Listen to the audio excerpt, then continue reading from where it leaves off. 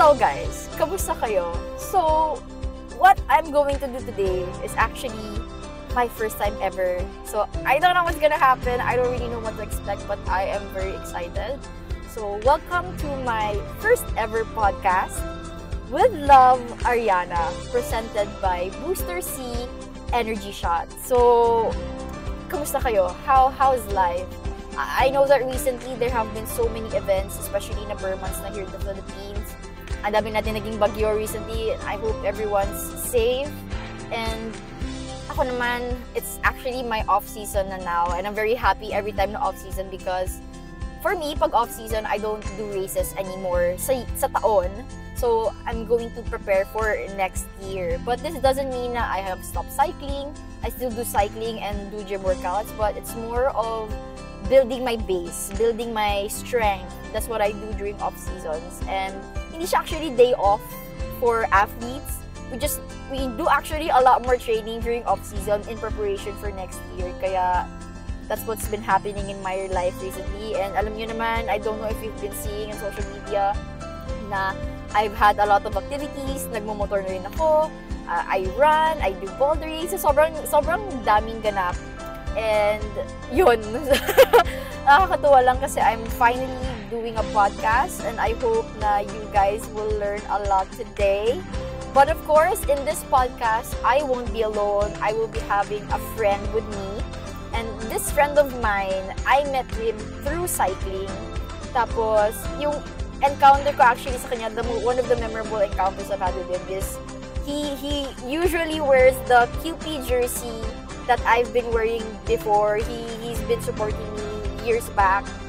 And now, I've been seeing him mostly sa mga events kasi he has gotten into hosting and I'm very proud of him. So, tara, invite na natin siya sa loob ng car and ang magiging topic natin today, mamaya ka na sasabihin. Invite naman na natin siya.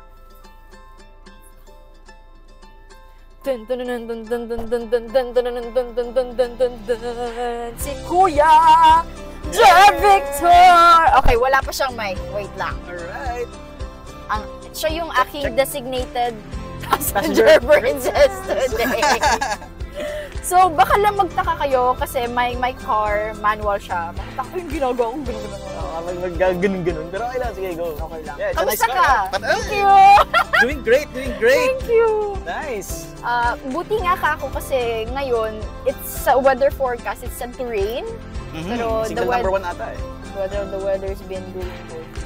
Saan mo gusto pumunta? Joke lang, kala mo naman, hindi ko alam kung saan kami pumunta, di ba? Tara, ahon tayo sumulong, pero hindi nakabike. Hindi nakabike. Actually, very rare yun for me, as in rare. Pag lagi ko umaakit ng sumulong, laging bike, hindi rin ako nagmumotor papunta sa area na yun.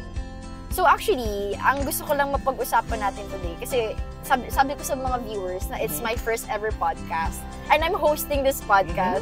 Tapos si Kuya Jer is a host. Wow. So I'm pretty sure na I will learn a lot from him sa magiging topic natin today. So ngayon, di ba na merong mga bagyo, mga ganyan. Paano ba maging waterproof? Paano ba maging weatherproof? Pero yung magiging topic natin today is, wala bang life-proof? Okay. So, it's more of the challenges sa mga buhay-buhay. And us, we're cyclists. Yung talagang mga nakikita ng mga tao sa social media. Hindi nila alam na tao lang din tayo. We undergo through different challenges. So, wala, tao talaga tayo eh. So, preparation sa bagyo ng buhay. Sa bagyo ng buhay! Yes! Oh. Yun yung natin, pag-uusapan natin. Tama. Nice. Very nice topic. Very nice topic. So, I'm sure maraming makaka-relate sa inyo yan. And I hope you guys will learn a lot from our personal experiences. So, before we start talking, let's go to our destination. Tara, let's go. So, Kuya Jer, ang magiging topic kasi nga natin today, di ba, is about life. Yes. Yung mga ganap-ganap sa buhay natin. Ako, I've lived a very colorful life. Yeah. And I'm sure you have also lived a very colorful life. So, for example, when something happens na unexpected, or let's say something bad, unexpected, yung nangyari. Kasi syempre may mga unexpected din na good, di ba? How do you tackle that? I mean, anong nagiging parang ways on how to navigate some bad life situations? Okay. Actually, that's a very challenging situation, lalong-lalo na pag nasa kalagitnaan ka ng kasagsagan or kasiyahan ng buhay mo and then something happens. Diba? Kasi parang now we're adults. Syempre, when we were younger, ang alam lang natin is happiness, saya lang. But now that we are adults, marami na tayong naging responsibilities. Tapos, we gotta pay the bills, we gotta adulting. Do stuff. Naging maging adult. Naging maging adult. Naging maging adult. Lagi kang pagod. For example, kunyari ikaw, diba now you're into hosting. Would you, like, an event, tapos parang you needed that event to happen, something like that, tapos biglang na-cancel. How do you deal with those emotions or situations? Yeah, it happens eh. Actually, yung sa unang question is, ano ba yun? Yung sa unang question is, how do you deal with the change sa buhay? With the change, correct. Yung mga unexpected things. Bilang tao kasi, usually, pwede tayo maging reactive eh. Correct. Yung impulse natin parang, ito yung nangyayari sa buhay ko. Nako, Diyos ko, anong gagawin ko? Ganun gagawin ka. Correct. Usually, pag nangyayari niyo sa akin ngayon, though mahirap, it's a practice din and siguro nagkapatong-patong na rin, I learn how to step back. Step back? And assess the situation. And then, acknowledge kung ano yung nararamdaman ko. And then, pag okay na, that's the time that I will make a decision. Kasi I'm pretty sure some people will ask, how long is that when will you be okay? For you, na ano mo ba siya? Sa lahat ng mga unexpected na nangyari sa'yo, do you find like a period na, let's say in a week, I think I'll be okay? May ganun ka ba? You have to set your own deadline, pero mahirap kasing i-quantify. Yung time mo, kailan pag let's say, to set example, kunwari, mga depression, trauma, hindi kasi kagad siya maaalis overnight, even months, sometimes nga years. Correct. Ang best mo lang, ito lang yung sabi ko yung kunwari, merong isang bilog, tapos merong jar, ganyan. Malaki yung bilog mo yung bola sa loob. Inside the jar. Oo. So yung coping mechanism mo, the best, ang pwede mong gawin is lakihan yung jar na yun Okay. Para lang, yung bearing ng bola, tumatalbog-talbog siya, pero pag lumalaki yung jar mo, the way you cope on things, the way you expand, let's say experiences, yung happy moments with friends, nandun pa rin naman yung problema yung bola, pero mas maliit na lang siya. It will bounce, it will hurt you, it will linger, correct. Pero at least, meron kang support system, or meron ka ng parang resilience, nabibuild mo na yung resilience mo sa mga ganong situations. Okay. Ganun lang talaga siya. It takes time talaga. I cannot answer kung when. Weeks, months, years. Actually, personally, syempre may mga problems pa rin tayo. It still lingers. Saka I'm pretty sure na there will still be more problems in the future. Oo. Once na natakal mo ang isang problema, it doesn't mean na masaya na palagi. Ang buhay natin continuous yan Correct. Problema at happy moments nagmi-mix yan. Correct. And lalo na pag as an adult, magkakaroon tayo ng iba't ibang responsibilities as we move on to another stage in life. Correct. So, how do we deal with it? Talagang kailangan talaga tibayin yung sarili, learn from the mistakes, and apply it. Ganun, it may sound very easy and very simplified, pero ganun Ang hirap kasi ako when I was younger, when something unexpected happens, hindi ko alam kung anong gagawin ko. Pero hearing it from you, now, we are kind of doing the same thing kasi kumbaga we're having more maturity. How do we tackle? Siyempre, when I was younger also, I am always scared to ask for help. Parang I get shy of sharing my problems to some people. But now, I only have one or two people na are really close to me na I try to ask for advices. So, I understand that some people, hirap talaga sila mag-open up. I don't really understand the reason for that. But there are some. Kasi may mga friends ako na ganun na parang malalaman ko na lang yung problem niya from other people. Especially kung ako, kunyari sabihin kong relative ko siya or ano man, hindi niya masasabi sa akin. Kumbaga, in the past, I've told them na if you have problems, you can confide with me. Pero yun nga, I've learned na, tama ka nga, na some people are very reactive. Na biglang, ano ba yun, nabubugso ng damdamin, di ba? Which is that's normal. Pero, what's important is to have self-awareness. bagay. about everything. Kasi ang hirap niya na pag wala kang self-awareness, marami kang maapektuhan na tao na who are dear to you or your friends. Kaya tama nga, what I've been doing now is talagang try ako mag-reflect na I feel my emotions. Kumbaga may grieving period. Grieving period ka talaga na dapat i-acknowledge. Grieving period na you have to acknowledge your sad emotions. Kasi if you feel yun, may singil yun sa'yo yun in the future. Bottled up yun tapos sasabog ka na lang Correct. Correct. Ang hirap yun yung tinatawag na toxic positivity na I'm okay, I'm happy. I'm okay ko, no? Oo. Okay lang yun, wala namang problema ron. But, syempre, meron yung stage. We can get there. But, pag nasa gitna ka ng bagyo sa iyong buhay, you have to feel it, you have to acknowledge it. You can lock yourself in a room and cry. You can lock yourself in a room and reflect. Pero, hindi natin, kumbaga yung kasabihan na may pinagdadaanan, daanan mo lang. Huwag kang mag-dwell. Huwag kang mag-stay doon. We can dwell at a certain period I cannot tell kung kailan kasi magkakaiba naman tayo. Pero, at least, nandyan na yung babalik na tayo dun sa coping mechanism sa support system na napakalaking bagay. Naalala ko dati yung kaibigan ko, nagsabi ako ng problema.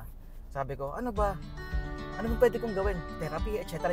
Mahal kasi ng therapy, oh my God. I mean, there's no problem in trying. Actually, agree ako dyan yung mga psychiatrist, therapist. Yeah, I think, I do. Correct. Ang nag-ano sa akin, ang nag-struck sa chord ng puso ko, yung sabi sa akin ng kaibigan ko, may problema ka pala sabi sa akin, gano'n. Kaya kami kaibigan Ginanon ako. And after nun, ayun na. Sobrang yun yung wait lang, naano talaga ako. That hit on my ear. Kasi yung best friend ko, when I was going through, I have a partner and then I have one, he's my best friend also. But I have another best friend who's like a brother to me. And when I was at my lowest in life, naiyak ako. Na parang sinabi niya na, dito lang kami. Kasi parang yun yung time na, di ko alam kung anong gagawin ko. Parang everything, lahat ng problem ko biglang nag-sink in. Tapos, kumbaga, nataranta na ako. Siyempre, di ko naman na naisipin yung mga ibang tao. Isipin ko yung sarili ko. Tapos, biglang nag-ride kami nun Tapos, biglang, parang nararamdaman niya siguro, naramdam ko pa rin yung problem ko. Sabi niya, dito lang kami. Tapos, nag-ride ako. Naiyak ako actually. Kasi parang, shit, ang dami ko palang tao na who's there for me through my lowest and highest. And, kaya ngayon, I really love them. Yun yung God's surprises. Akala mo nakakasama mo lang sa ride, nakakasama mo lang sa training. Yung pala, some of the people there, sila yung magbibigay ng suporta sa'yo more than kung ano pa yung binibigay ng, let's say, family members, kapatid, or what. Parang nakaka-surprise. Nakaka-surprise, no? They started as strangers, tapos ganito. Diba? Ang galing. Galing. That's more of like, talagang you guys are destined to encounter and they're destined to stay in your life talaga. Some people are meant to go, sadly, but when they go, there's a lesson there. There's a lesson that they're gonna teach you. But for those people na are really helping you through a lot of things, they're meant to stay. Especially kung ka-vibe mo, ka-energy mo. Yeah. Nothing wrong. I think some people kasi parang nangihinayang sa mga ibang tao na nawawala sa buhay nila. Parang sayang naman yung pagsasamahan natin, yung mga ganun Pero, cherish those good memories. But you cannot let go of them because you love them, na-appreciate mo yung mga good memories nyo. Pero, they're just really, may mga ganun situation na some people are meant to live your life and sila yung magiging lesson for you. Parang ganun. Actually, wala namang problemang mag-cut sa tao. And if the concern is mawawalan ka na ng nararamdaman, hindi naman ganun yung case You can also love from a distance. You're just taking care of yourself. Tama! You have to look after yourself. Kung sa tingin mo hindi na okay para sa'yo, love them from a distance. Okay lang yan. Siguro casual na usapan na lang. Maraming hindi kaya ng ganyan. Mahirap siya actually. Pero once you guys get to try that feeling na, okay, I'm finally gonna love myself first. Totoo. And na talagang sa'yo. Yeah. Kasi at the end of the day, yung family mo, your partner, all you have talaga is yourself. Totoo. Sa totoo lang. And pag na-build mo yung sarili mo na ito ka, masaya ka, that's or okay ka na, that's the time na ma-share mo yung kaligayahan mo sa ibang tao. Correct. And you will attract the right people. Yes. Ay, feels. Super feels. Oh my God. Ganda naman topic natin pang retreat. Pang emosyon. Hindi nyo ata nakita ng sparkle. Joke lang. Paano pa naman ako? Iyakin ako Oh my God. Ay, Especially pag may natitrigger na... Ay, nako. Yung mga gano'n. Mababaw luha ko pag may nakita akong umiiyak na. Ay, gano'n! Ako rin! Abutin ko lang. Pero magaling na ako sa pagpigil ng luha. Kasi... Binamuscle mo na lang Oo, sobra! As in, before pag nanonood lang ako ng mga movie, naiiyak na rin ako, ganyan-ganyan. Pero sa sobrang dami ko ng movies na napapanood, sabi ko kailangan kong matutong mag-ensayo na pinipigilan ko yung luha ko. So pag kaya dun yun, sa sobrang dami kong moments, natututo na ako magpigil ng luha kahit sobrang iyakin ko. Pero pag di ko talaga kaya, syempre let out ko yun, no? Diyos ko dahil, okay naman umiyak. Oh, yun nga we have to let it out. We have to let it out. Baka magkasipon ka, di ba? Cause of sakit pa yung yung pag-iyak mo. Diyos ko dahil. Yeah. So sa mga struggles in your life, sino yung, let's say, best support system mo or, na-mention mo ba yung mga yung personal coping mechanisms mo? Like, who's your best support system? Usually, mag-isa lang ako. Pag mag-isa ako, the best support system is cycling para sa akin. Oh, yeah. Sabi ko sa sarili ko, siguro kung di ako nagbabike, nabaliw na ako. As in, sa dami sa kaliwat kanang mga nangyayari sa buhay. Grabe. Siyempre tayo, humaharap tayo sa camera, but people do not know anything about us personally, talaga. Correct. Tapos kung maka-judge sa social media, kala mo, kasama mo sa bahay. Joke, Peter. Kala sa limit pala kayo, di ba? Kala mo sila nagbayad ng bills. Oh my God, joke lang guys. Love you. Anyway. Thank you so much, guys. Sa mga nagsusupport na maraming Thank you. Yan, pero yun actually, yung mga bashers, supporters din naman yun. Pero hindi ko lang alam ba't sila gano'n. So, parang lang minsan parang tough love para sa kanila siguro. Tough love. But does that work for you, tough love? Ako Depende. hindi. Ako ayoko. Ay more ko Kaya siguro dahil the way I handle people, kasi sa work, pati rin sa personal, I'm going for the positive reinforcement palagi. Okay. Because words are very powerful Correct. Minsan pag may nasabi kang hindi maganda, tatatak yun lalo na sa bata. Correct. Tatatak yun hanggang sa pagtumanda mga bata pa naman, diba, they're like sponges. They absorb everything. Everything talaga. So when you say they are not good enough, they will be not good. They will believe that they're not good enough hanggang sa paglaki nila. Bababa yung self-esteem nila. Yeah. One word, pero lifetime yung effect at ang hirap i-reverse. Yeah. Yun pa naman yung mga hirap sa mga bad situations, no? Kasi na-outweigh niya talaga lahat ng anything good. Oo. Nakakainis. Ganun talaga. Even if let's say you're a person, as you've always been a charity ka, you've always done so much charity, all the good in the world, where one issue lang can tear you down and they're gonna judge your whole personality just because of one issue. But yeah, doon mo makikita kung sino yung mga tao na who supports you talaga through everything. Doon lalabas. Actually, dalawa yung type ng supporters para sa akin. Okay. Those na nag-cheer para sa iyo, those who are rooting for you, and those who are giving constructive criticism. Okay. And I value them as well. Yung dalawa kasi, meron yung troll lang, yung nang-titrip lang talaga. Gusto lang wala magawa sa buhay. Oo, wala magawa sa buhay. Dami lang time, buti pa sila. And meron naman, yung mga nagko-comment, either a friend or someone you do not know pero nanonood na ay sir, kasi ganito, ganyan, bawal po yan, kailangan natin yun. I pick up those lessons. Okay. Yun. Sa akin naman ang nagiging coping mechanism ko, for example, something bad happens, I tend to shut down So parang something bad happens, and then nasa kwarto lang ako, I tend to watch Netflix, ganun-ganun lang. Kasi at the same time, I feel the emotions. I cry, ganyan. Kasi ang kaso problema, nako-compromise yung training ko. Kasi ang hirap for me mag-training nang hindi ako happy. Oo nga. Ang hirap nun Part yun mental din kasi. Mental, yeah. It's more on the mental side. Pero after that, I start to build myself up. Na parang, okay, I'm done. I don't like, I don't like to dwell. Kasi ang bigat Parang, ngayon, it took me, when I was 25, to really mature. Kasi nung time na I was at my lowest, hindi ko alam kung sinong makakatulong sa akin. So, ang dami kong time alone, thinking on what to do, ganyan.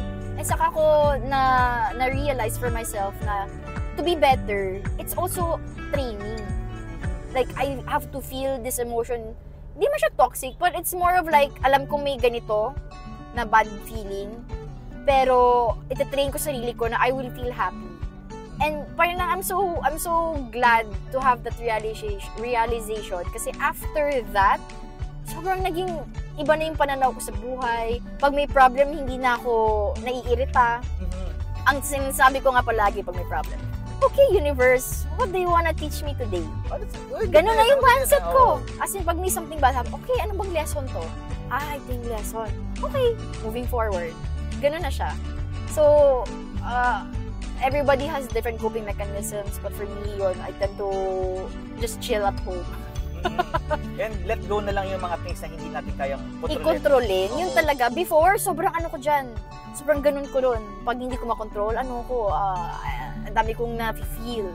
But now, na mas na-prioritize ko yung sarili kong happiness. Kumbaga, before kasi, let's say, I wasn't able to grow as a person. Kasi I'm trying to control a lot of different situations. But now that I'm prioritizing myself, ang saya eh. Ang saya siya. Tapos nakikita ng mga tao na I've been so happy. Lalabas siya sa sarili mo. Actually, it shows. Pag pinapanood yung mga videos mo, parang iba yung disposition mo eh.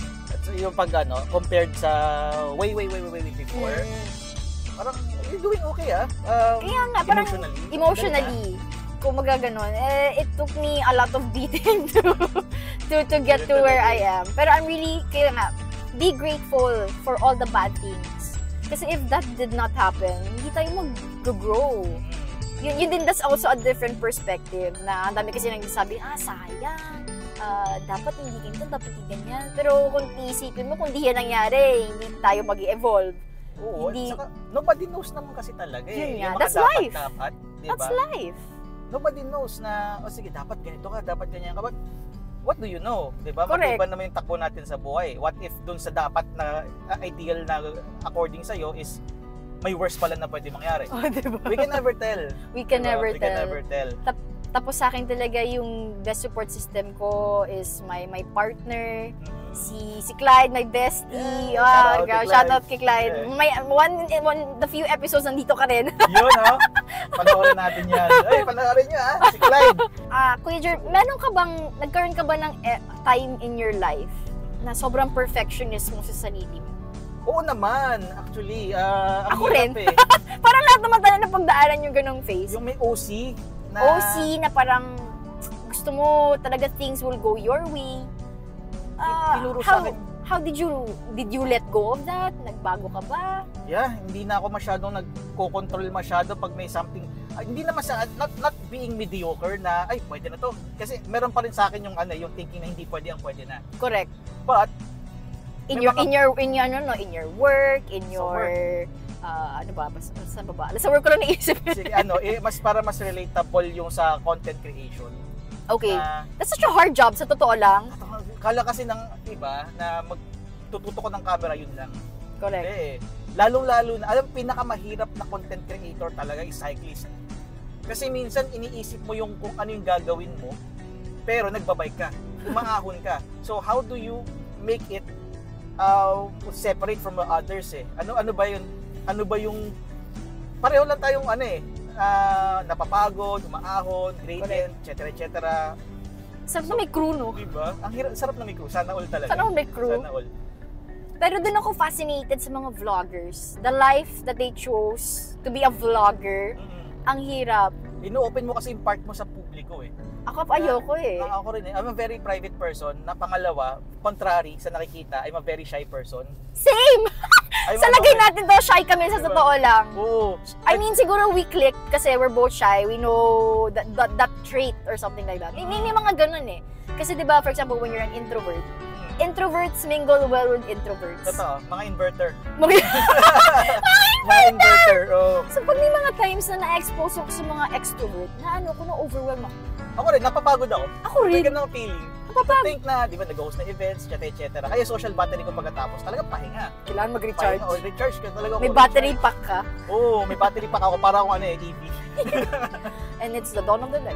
But anyway, so yung perfectionism, kailan mo na-realize na I have to let this go? What age, what time in your life did you realize that?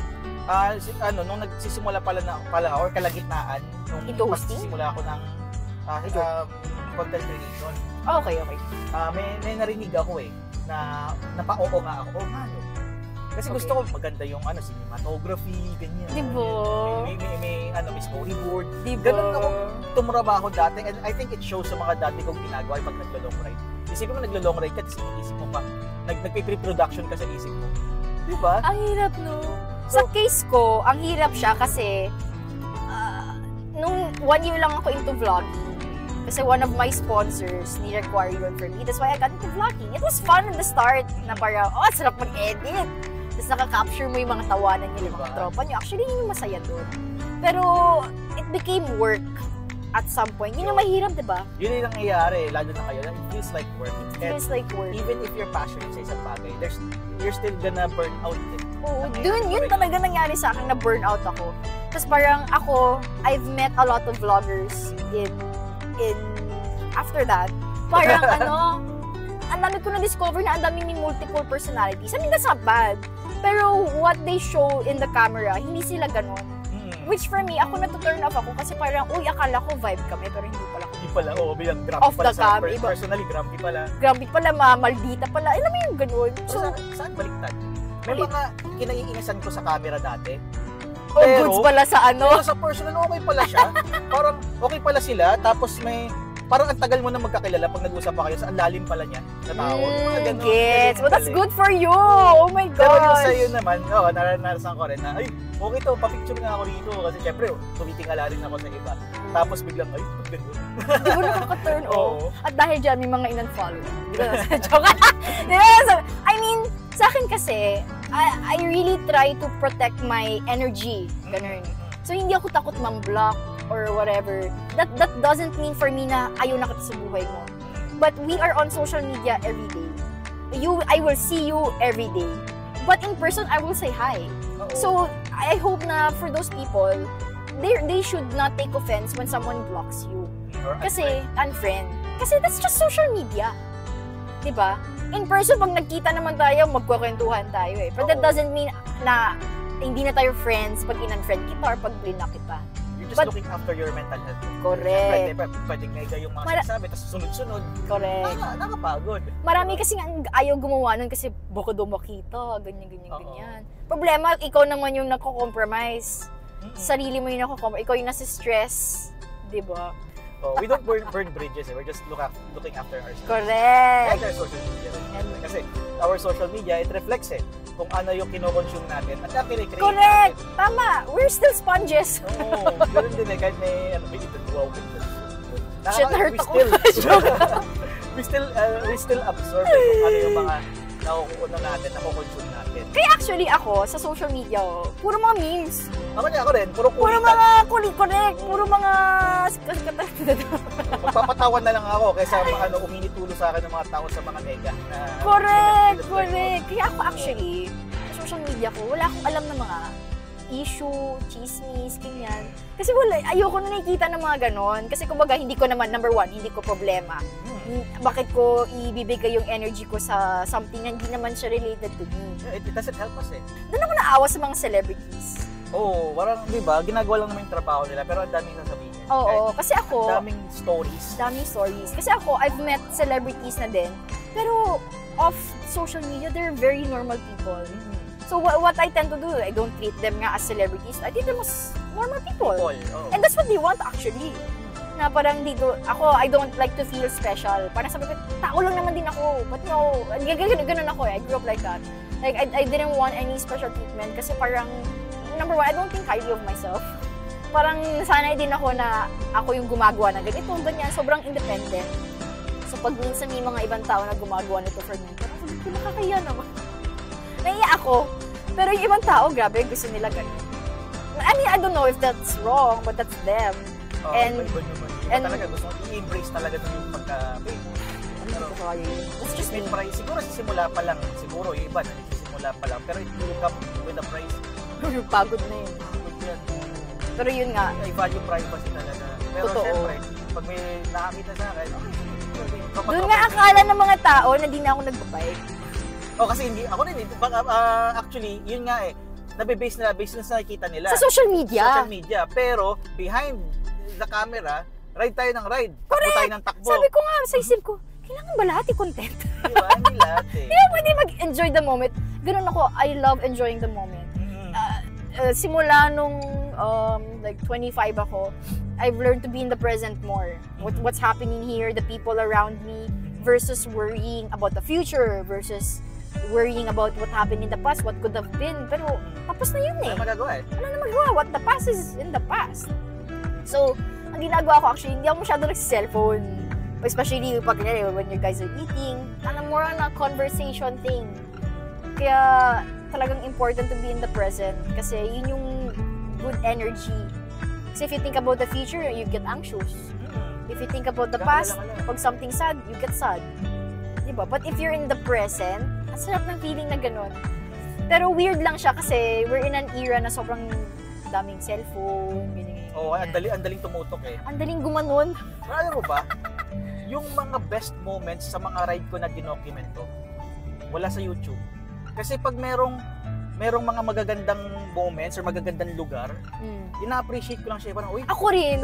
Pero alam mo what happens after? Parang, shit, di ko na-record. Ganun. Ganun. Tapos na, nadaanan mo na. Nadaanan, sayang. Pero sige. Kung may camera lang yung mga mata natin, ano. Yun nga, yung balik tayo sa kanina, yung sa perfection, yung perfectionist. Yeah, sa yung content creator, or if you want to be consistent, then, ang isa lang masabi ko is, don't let perfection get in the way of your good enough. If it's good enough, put it out there. Okay lang yun. Wala problema. Ang ano dun ang sa content creation kasi ay important is yung value. Correct. And yung kung gusto mo yung connection mo sa audience. It doesn't matter kung magaling yung cinematography or may konting sablay. That's fine. Basta put it out there and then move on. Kasi we're only as good as our last performance As a content creator, pag nakuha na natin yung tamang engagement or yung ideal engagement para sa atin, gagawa Kasi it's already, kumbaga it's a marathon for us it's not a sprint na correct. I wanna go viral. Virality na namamatay yan. Kaya nga for me, sa akin naman, in terms of perfectionism, yun yung sa career ko. Growing up, I had a really hard time enjoying my sport actually, kasi parang grabe yung pressure. Actually, na-enjoy mo sana. Na-enjoy ko sana. I could have enjoyed my youth more. Pero now na in my 20s, parang I realized na the pressure should not hold me down. Kumbaga kasi at the end of the day, ako pa rin to My performance is based on how happy I am. And what I've noticed is my best performances are the times na I'm so happy versus about worrying, ganito ganyan, worrying about the pressure, worrying about the results, worrying about sana ba yung progress ko in terms of a cyclist. Grabe yung mental struggle sa akin before. Parang, I had the time na takting yan. Pag race, starting line pa lang, takot na ako. And that's honestly very bad. Kasi starting line, you can't be doubting. Kasi that means you have already lost. Even before you started your race. So, when I learned to let go, parang sabi ko, okay, I'm gonna enjoy my race. Kaya sometimes na I try to avoid people na lang din.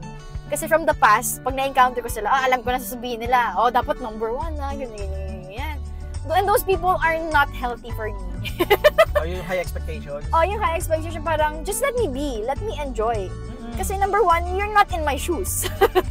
Diba? Buti sana kung, yun lang sana yung what I hope people will realize or understand. Before you say something, put yourself in their shoes first. And how would you feel? How would you feel if this person will say this to you? Parang for me, I'll feel like this. Okay, di na ako magsasalita. Ganun ako in terms of trying to say things Kaya my social media, wala akong opinions about politics, yung mga certain issues. Kasi, kumbaga, I can just keep it to myself. And not put it on social media. Hindi rin nakakatulong If you blurt out your opinion on something na hindi naman natin makokontrol or makaka-trigger lang din, Might as well, wag na lang. Like, for me, I don't wanna trigger people. Hmm. Kasi, hindi naman because, well, what, people pleaser? I'm not really a people pleaser. If you meet me, you don't like me, that's fine. Hindi tayo match. Ganun lang yun. Ganun lang talaga eh. Wala tayong magawa dyan. Hindi tayo match. But, I just don't want my opinions to be on social media kasi for me, that's negative weight. And for people to see my account as a negative weight, parang hindi maganda. Hindi siya... Parang naging toxic na enabler na lang na... Oo, ang bigat siya for me. So, kaya nga lang, sasabi ko kanina na yung mga usually sinishare ko, puro mga memes. Para when they see my page, uy! Masaya to. Patawa ka pa, di ba? Patawa ka pa. But I'm pretty sure na there comes a time in your life na parang, yun nga, tama nga, nabu-burn out tayo, di ba? So, may mga new things ka bang trinay? What, sa mga times na parang, shucks, I'm scared to try these things, but I'm gonna try it anyway. Ano yung mga activities na yun for you? The spontaneity of life? Ano yung mga new things that you've tried for you to bring back your love for the main things na you do? Let's say, cycling or hosting, ganyan. What other things have you tried?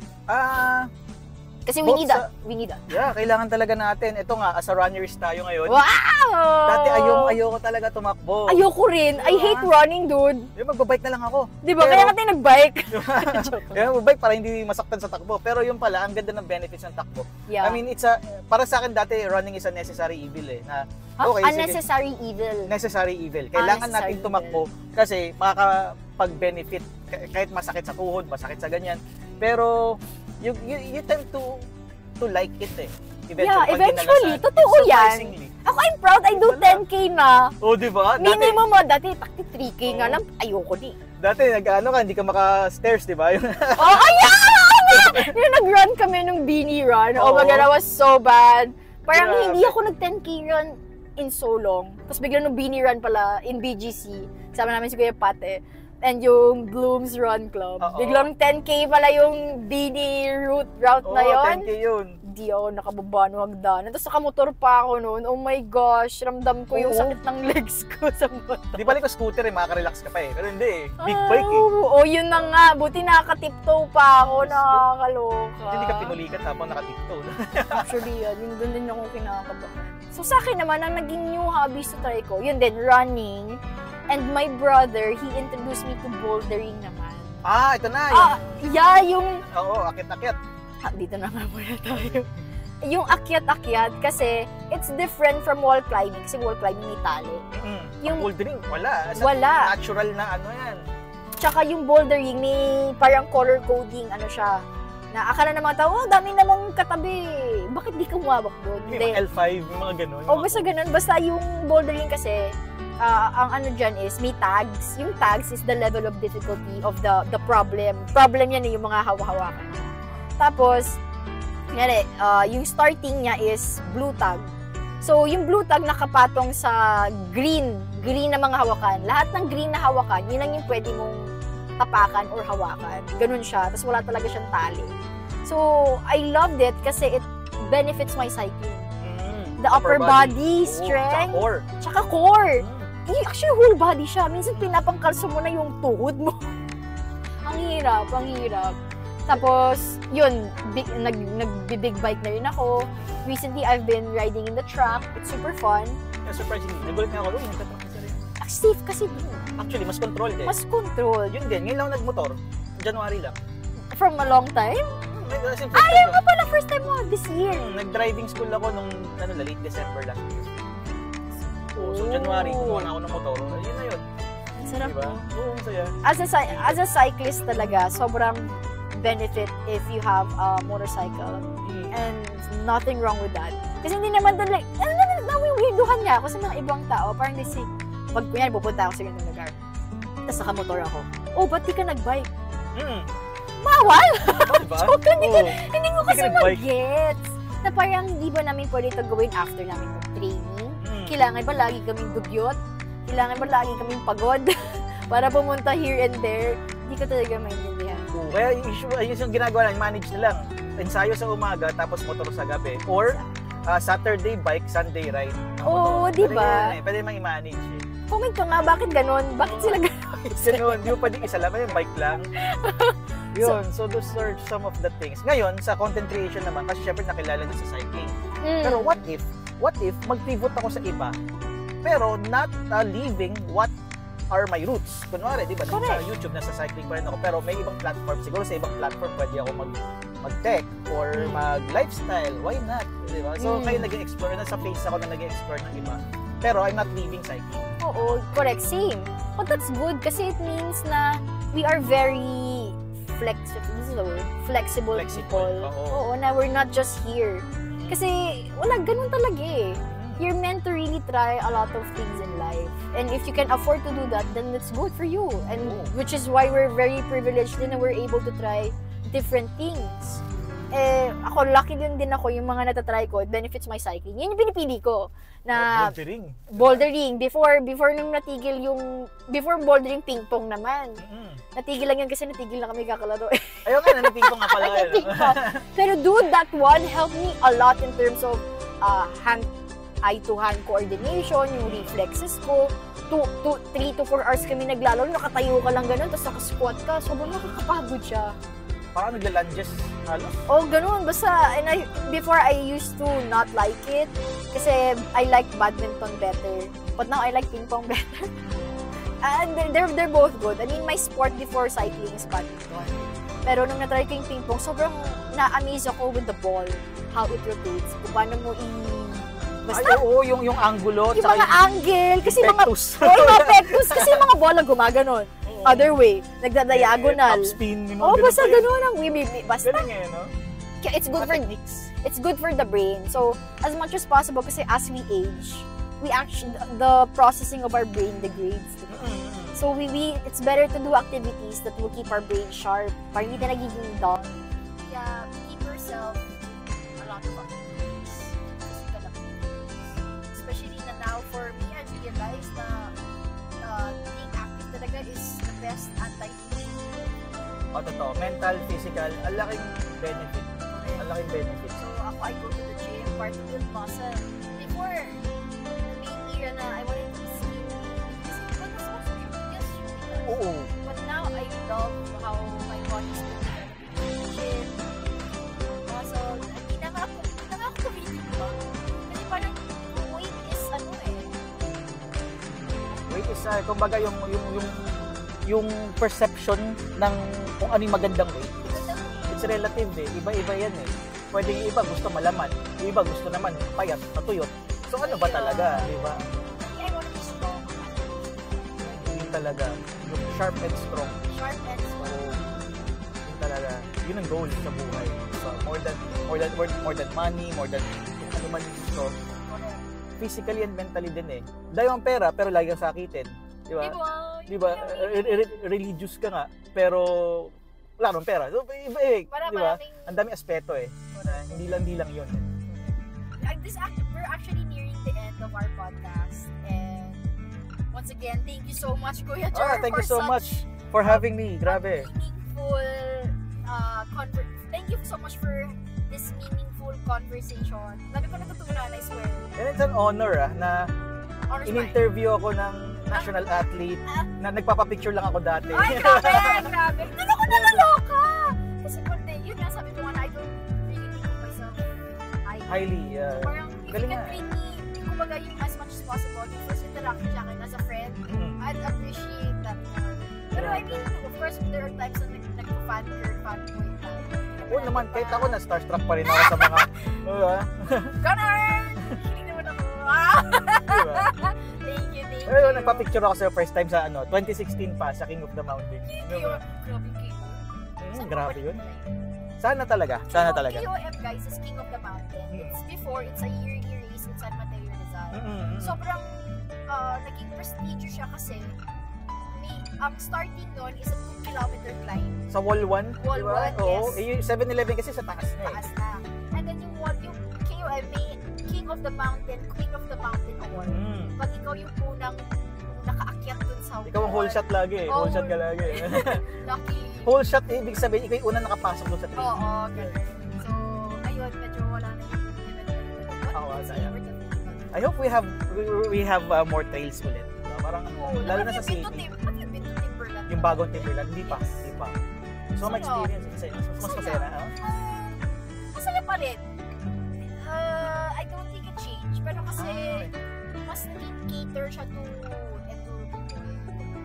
Okay, so mas challenging. At saka, maganda yun, may facilities na. May facilities na. Yun yung importante. May mga marshals pala. Marshal, okay. Safer with that before. Na parang hirap pag sumemblang ka, di ba? Parang tatawag ka pa ng mga matagal ka mag-aantay for rescue. But doon hindi. Usually, yung iba parang kunwari nakita yung rate na nagre-reklamo. Pero pag nandun ka, you realize you get your money's worth. May meron pa lang ang marshal eh. Honestly, get your money's worth. Kasi hindi ka naman pwede doon. Oh, yung Pero ngayon actually naging cheaper na yung kinuha na ba? Nagulat. Siguro nag-adjust na rin sila. Nag-adjust na rin sila. Which is good. So, more people can try. But we should try this. Sige nga. Schedule. Sabi na ni JM. Shoutout kay JM. Kinukulit na ako ni JM eh, na mag-trail na raw kami. Tagal na ako din pag-trail. JM, si Bart. Bart! Oo. Shout out JM! Oo nga. Tsaka yung jowa niyang si Sam. Oo nga. Buti pa kayo, sipag yung mag-trail. Grabe kayo. Kasama ko sila doon. Gano'n? Nung Timber last 2 Sundays ago. Message ako kay Sam. Sam, ba't ka rin naman si mag-trail din sila. Grabe. Pero nakikita ko yung videos nila sa Tarlac. Ano yung nila yun? Tarlac. Ay, teka. Ay, hindi pa. Joke lang, Tarlac ba yun? Ang monasteryo. Sa monasteryo. Tarlac ha? Monasteryo. Ay. May trail doon? Hindi ko alam. Trail sila. Challenge yun, mainit doon. Ang sadang nawala yung lamesa. Yan, pero magkakaroon bago sa hindi na sa nature reserve sa Eco Park na. Sana. Gusto ko kasi yung Eco Reserve malaki. Oo. Yun yung kung napunta nyo, 40 kilometers trail lang talaga, I swear. Yun nga lang mahirap yung yung mga tubig. Yun nga. Pero yung tower nun, abot palang Montalban yun. Yung Tower 1. So, yun. Montalban na ba yun? Yung malayong part. Halos boundary na ng Montalban yun. Kasi yung network ng trails doon, ganong kalawak. Oo. But yeah, guys, you guys should try mountain biking. There's a reason why we love mountain biking. Nag-try ka na ba mag-road bike? Road cyclist ako nung pandemic. Yung pandemic, sarado and yung mga trails. transition ka. Mountain bike talaga ako. Mountain bike na. Pero I mean, there's a lot of people kasi na nagkakaroon ng ilang try mountain bike kasi nakakatakot ba yung mas nakatakot naman sa kalsada. Actually, mas yung pagka-high speed ng mas okay sumemplang sa trail kaysa sa kalsada. Para sa akin. For me, I really want people to try mountain bike kasi hindi nyo naintindihan yung feeling namin pag nasa bundok kami. Iba. Yung view namin puro bundok lang, walang pollution. At saka yung challenge ng trail, though hindi naman siya ganun tayo cross country, hindi naman kasing lala ng enduro or downhill, pero challenging pa rin. Challenging pa rin. Lalo na ngayon. Mga trails siguro ngayon. nai-intimidate sila kasi gusto akala nila na kailangan mabilis. Ay, hindi naman. Tapos doon sila si Semplang. Which is wrong kasi you can go downhill mabagal. Dahan-dahan lang simula. Slowly kang bibilis. Magugulat ka lang, tumatawag ka lang. Parang sa sa running, may progression, iba 5K muna, tapos 10K, Correct. 21. Dito rin sa trail, bagalan mo muna para lang mabasa mo lahat. Correct. And then another round. Before you know it, mabilis ka na. Ang ina pa naman sa bundok, walang signal. Yun pa. So kung gusto mo mag-YouTube, how to do this? Oo. Wala kang signal. How to take on the berm, yung mga ganun. Oo. Though may mga videos on YouTube, iba pa rin pag yung actual. Oo, iba pa rin. Iba pa rin may coach talaga. Iba pa rin. Shoutout kina, pa bang mention, sina Coach Ellie, yan, yung mga galing na coach natin. Ellie the fastest. Yeah, yan. BMX saka enduro yun. Correct. Sino pa dyan? Sina Coach, Coach Par, yan. Yan. Diba?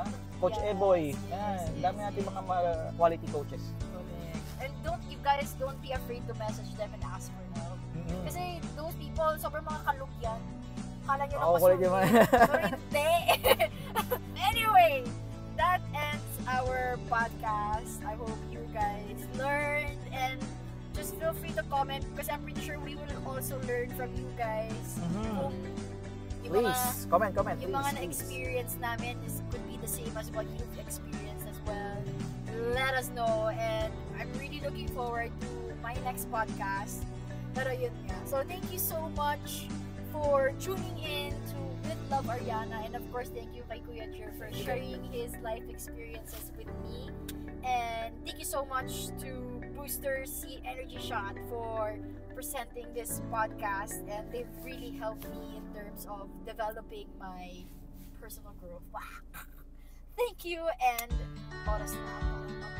Alright. Actually, narinig ko yung chat ko. Sabi niya po. Buti malayo yung mic sa chan. Oo, man. Ewan ko kung narinig niyo yun. Pero, Minsan naririnig ko ang lumulunok eh, pag ano, dito sa mic na to. Yeah, marinig yan. Marinig yan yan, editor. bye! Bye-bye!